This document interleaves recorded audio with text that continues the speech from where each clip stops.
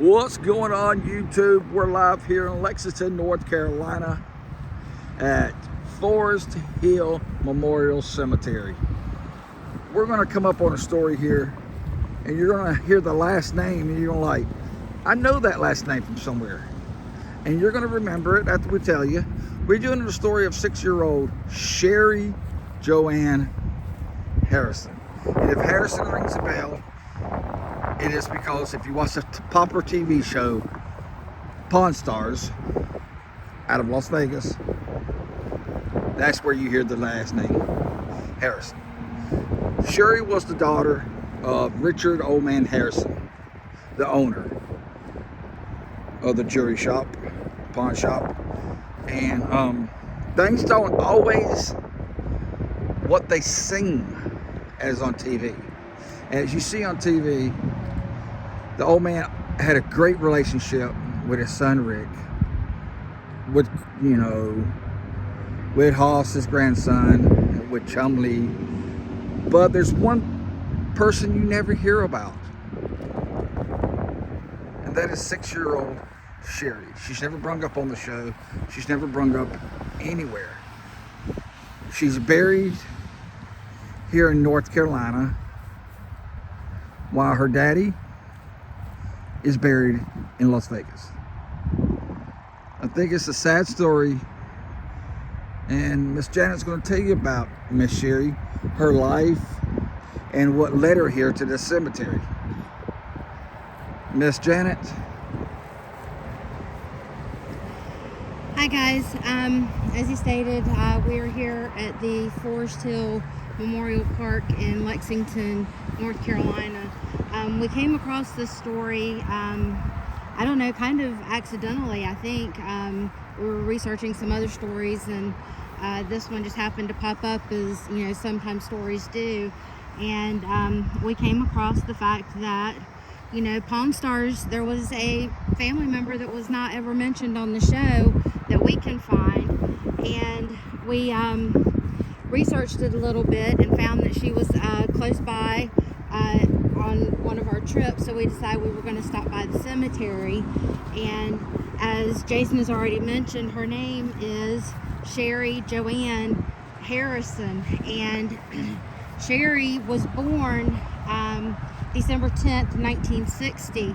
During that time, as I researched the story a little bit, it was I found out that Old Man Harrison, Richard Harrison, was actually in the Navy at the time, and had finished up his enlistment, and had was going on about his life with his new wife and soon to be born first child, Sherri. And when she was born, it was discovered that Sherri had a congenital birth defect, or congenital anomaly known as Down syndrome. Now, I abhor the term because of just the mention of it, but back in that time frame, 1960s or whatever, when children were born with Down syndrome, they were considered to be mongoloids. And as you can see, Jason is we have approached her gravesite. Sherri Joanne Harrison, born December 10th, 1960, and as you can see, she passed away May 12th, 1967. And she was a beloved daughter. She was at the time, she didn't have any siblings because Rick hadn't been born yet, and neither had her other siblings.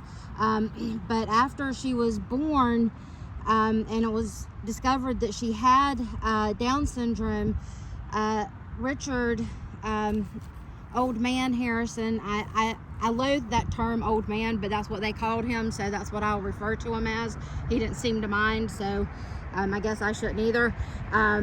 But Old Man Harrison decided that he needed to re-enlist in the military. He was in the Navy, and he re-enlisted once Sherri was born so that he could obtain medical benefits to treat his daughter for her condition. And if you don't know anything about Down syndrome is considered a a mental defect in children that also causes medical issues, mostly surrounding heart issues.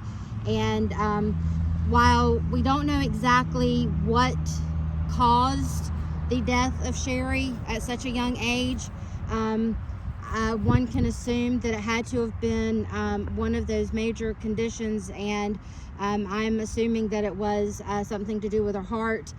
Children born with Down syndrome do not have, at the time, did not have a long life expectancy because they just didn't know that much about it. Now we're, in a new century, a new millennium, and children born with Down syndrome can live productive lives well into, their 50s and 60s with proper medical care. But as I stated, Sherri was born in 1960, so there probably wasn't a whole lot known at that point.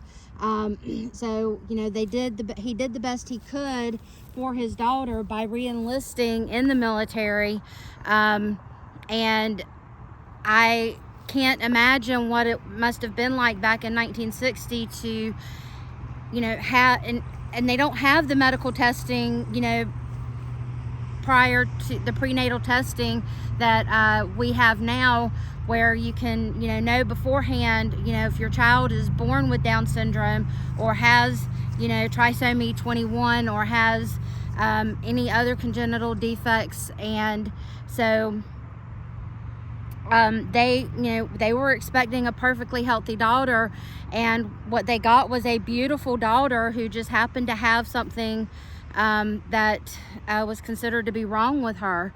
One thing that could be wrong with her, which we have pointed out already in the past, was her heart. Yeah, it could have been her heart. Children with Down syndrome tend to have, from my research, and I could be wrong about this, and if I am, I apologize, but one thing they could have is a condition called cardiomegaly, which is an enlarged heart. And if your heart's enlarged, that means your heart's working double time to pump the blood through your body and it just cannot function as it should to just make your body function as it should. If you know anything about anatomy, or if you don't, we can live without our hearts thanks to modern technology, being on bypass machines or on ECMO machines, but really the heart and the brain are the epicenters of what keeps our bodies going. And if we don't have those two things, then we really don't have much of anything to keep our bodies functioning properly as they should and as the Lord had intended. And so obviously they did not do anything back then. Jason's getting ready to show you the gravestones of her grandparents, Richard Harrison, who was born 1908 and passed away in December 14th, 2000, and her grandmother, Ruth Harrison, who was born in 1910 and passed away in 1993. And they must have, I can't imagine how they must have felt as grandparents, or how Richard and her mother, Joanne, felt having had this child born with Down syndrome. But I know that she was loved, but when children passed away back in that time, it wasn't something that was regularly discussed and something that was regularly talked about. And so I can imagine why she's not necessarily mentioned on the show or brought up at all, other than in little postings here and there that we found, and I couldn't really find a whole lot in the extensive research that I did on her. But again, Sherri Joanne Harrison, sorry about that, born 1960, passed away 1967, from what we can assume were complications from Down syndrome, because not much was known and medical advances hadn't caught up to it at that point. And so we wanted to bring that story to you and kind of let you in a little bit on the lives of Pawn Stars, but also to kind of bring a shine a light on Down syndrome, because as you know, this is our Traveling with Autism channel, and not only do we like to spotlight autism, we also like to spotlight other children born with special needs such as Down syndrome if we find out about it. And so we wanted to focus on that. And so here's one right here that didn't even live 12 days. Yeah, this and sometimes we also bring you children. We don't know what happened to Brandon David Mode, but he only lived for 12 days during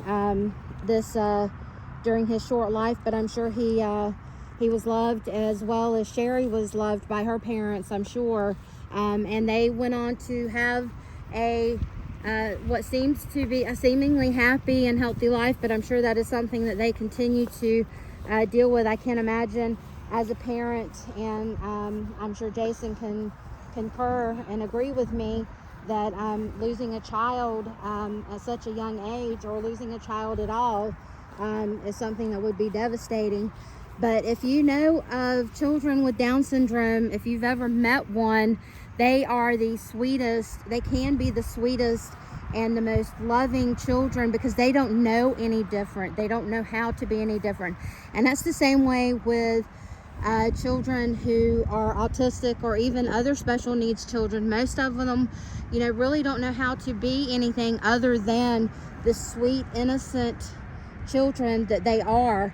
And so we wanted to focus on this one, not only because of her heritage as far as Pawn Stars is concerned and Old Man Harrison, but also because she had Down syndrome. And so thank you for listening. We appreciate you watching. Please make sure you click like and subscribe to our channel if you have not already. And just keep in mind when you're in the stores or whatever and you see someone acting out, these children just want to be loved just like everybody else. And I'm sure Sherri was loved tremendously. And we thank you for watching. And the best thing about it, the old man and Sherri's back together. That's right. He gets to be with his daughter. He is with his daughter, and she is whole. She is new. There is nothing wrong with her. She no longer has Down syndrome.